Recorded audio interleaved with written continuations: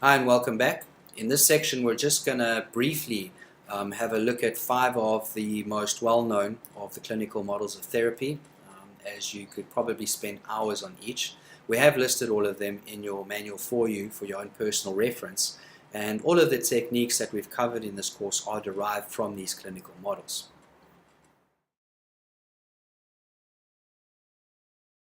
Now, the first of these is Sigmund Freud's psychoanalytic therapy. This is also known as psychoanalysis or psychodynamic therapy.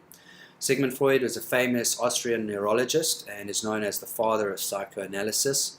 And psychoanalysis is based on the assumption that all human behavior is the result of a conflict between our unconscious and conscious minds, as well as biological and social forces.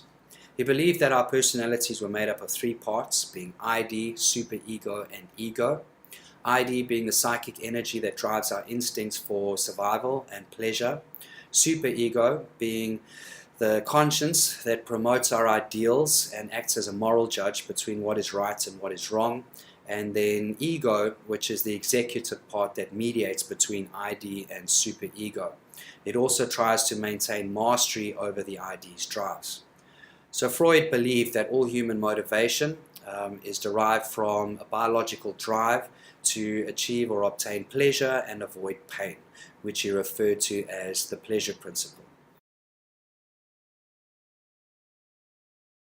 The therapeutic approach in psychoanalysis is that the client will come into the therapist's office and recline on a couch and simply free associate any thoughts that come spontaneously to mind. So there's no pre-planned agenda, and the therapist will then help them to uncover any unconscious dynamics as they go with the flow of these unplanned expressions.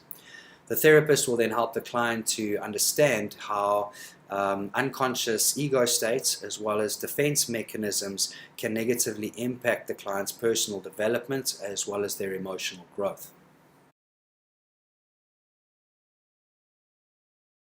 Next is Carl Jung with analytic psychoanalysis. And Carl Jung, interestingly enough, was one of the leading contributors to the Alcoholics Anonymous 12-step program when he intimated to one of its members that he felt a spiritual awakening or spiritual experience was one of the key or core components necessary for recovery from alcoholism. He was fascinated by how spiritual development could affect a person's mental health. And he also believed that everybody would be able to find their place in the world if they could just understand their unconscious minds. He believed that everyone had a personal unconscious that was made up of repressed events, wishes, feelings, and conflicts, and that we also shared a collective unconscious, which was memories of their ancestral and racial heritage. He referred to these latter memories as archetypes. In this therapeutic approach, Carl Jung believed that by exploring the unconscious mind, we could unlock the doors to healing mental illness.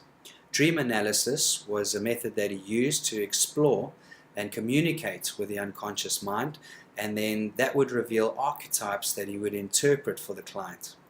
Now, as addiction counselors, we'd probably not be able to use dream analysis as it takes years of training, but we can use 2 of its applications, one being personality and the other spirituality.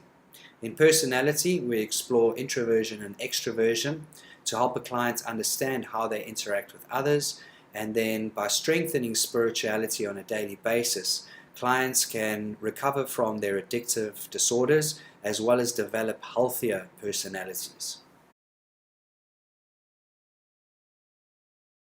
Next is Alfred Adler's individual psychology. And Adler taught that all clients were striving towards fictional goals to achieve superiority, and that these unrealistic goals would lead to being overwhelmed and discouragement, which would then in turn lead to self-destructive behaviors such as crime, addiction, or psychosis. In this therapeutic approach, the counselor would first do an assessment, finding out from the client their family of origin, their birth order, the earliest recollections, their dreams, as well as their current life tasks.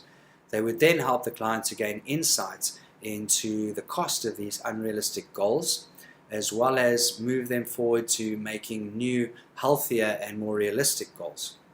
They would then try to move the client away from feelings of discouragement and inferiority by formulating a new action plan and helping the client to develop the skills necessary to achieve this action plan.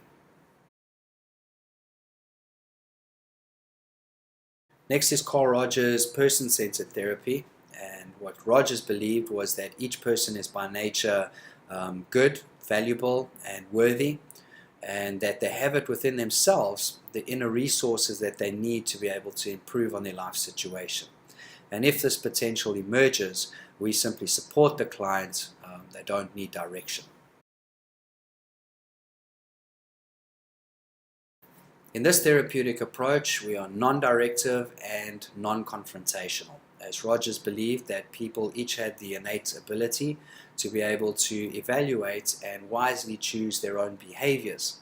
So in this we would use 3 core conditions, which would be empathy, congruence, and warm regard.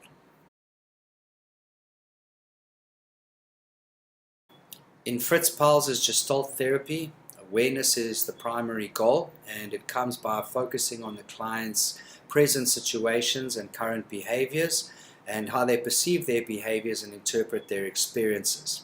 So in this, the therapist only observes the client behaviors and does not try to determine what the cause of the behavior is.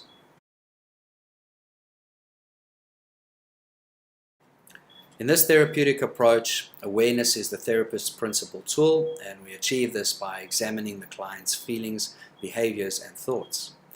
Now, Perls felt that getting to the core of a person's personality was like peeling away the layers of an onion, which is where the expression comes from. And he believed that there were 5 of these layers, those being phony, phobic, impasse, implosive, and explosive. Now, in phony, we are responding to others in an inauthentic and stereotypical manner. In phobic, we are avoiding the pain of realistic self-examination and taking responsibility for our own actions. In impasse, we are stalling in the present level of maturity. In implosive, we are starting to get in touch with true self by questioning our defense mechanisms. And lastly, in explosive, a great release of energy when one finally lets go of phony roles and pretenses.